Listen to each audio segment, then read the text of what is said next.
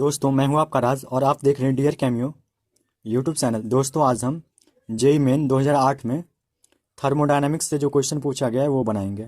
दोस्तों आगे बढ़ने से पहले यदि आप हमारे चैनल पर नए हैं तो चैनल को प्लीज़ सब्सक्राइब कर ले ताकि हम आपसे जुड़ जाएं। क्वेश्चन है standard entropy of X2 Y2 and XY3 are 60 40 and 50 joule per kelvin per mole respectively. यानी स्टैंडर्ड एंट्रोपी जो है X2 की 60, Y2 की 40 और XY3 की 50 जूल पर केल्विन पर मोल दिया गया है। For the reaction half mole X2 and 3/2 mole Y2 gives 1 mole XY3 delta H is equal to -30 kilo joule. यानी इस रिएक्शन के लिए जो डेल्टा H है वो -30 किलो जूल दिया गया है। To be at equilibrium the temperature will be. Equilibrium के लिए टेम्परेचर क्या होगी, यानी इक्विलिब्रियम टेम्परेचर क्या होगी ये हमें बताना है। क्वेश्चन में X2 की एंट्रोपी 60 है, Y2 की एंट्रोपी 40 है और XY3 की 50 है। यानी 1 मोल X2 के लिए 60 है और 1 मोल Y2 के लिए 40 है, 1 मोल XY3 के लिए 50 है एंट्रोपी। तो 1/2 मोल X2 के लिए जो एंट्रोपी होगी वो 1/2 इंटू 60, यानी यहाँ से 30 आएगी। 3/2 मोल Y2 के लिए जो एंट्रोपी होगी वो 3/2 इंटू 40 यानी 60 आएगी।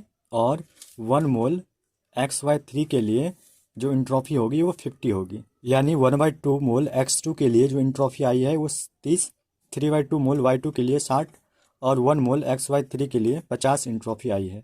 क्वेश्चन में रिएक्शन की एंथैल्पी -30 किलो जूल दिया गया है। दोस्तों कोई भी रिएक्शन स्पॉन्टेनियस है या नॉन स्पॉन्टेनियस है या इक्विलिब्रियम पे है, इसको चेक करने के लिए हम गिब्स फ्री एनर्जी का यूज़ करते हैं, डेट इज DG का यूज़ करते हैं। DG क्या होती है? DH minus TDS।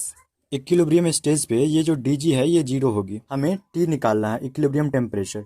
तो T इज इक्वल टू होगी DH/DS। DH की वैल्यू -30 किलो जूल दिया गया है। हमने क्या किया, किलो जूल को जूल में कन्वर्ट कर लिया। जूल में कन्वर्ट करने के लिए हमने DH की वैल्यू को 1000 से मल्टीप्लाई कर दिया। DH की वैल्यू होगी -30 इंटू 1000। DS जो है एंट्रोपी चेंज, ये होगी प्रोडक्ट की एंट्रोपी माइनस रिएक्टेंट की एंट्रोपी।